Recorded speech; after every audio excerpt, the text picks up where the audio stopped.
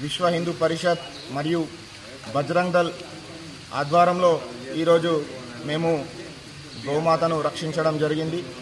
గత కొన్ని సంవత్సరాలుగా మా ఏజెన్సీ ప్రాంతంలో అమాయకమైన ఆదివాసులను ముందు పెట్టి ముస్లిం మైనారిటీలు గోమాతలను ఎక్కడెక్కడికో తరలించడం జరుగుతుంది. ఎక్కడెక్కడికో తరలించడమే కాకుండా ఇక్కడనే కోసి ఆ మాంసాన్ని విక్రయించడం జరుగుతుంది.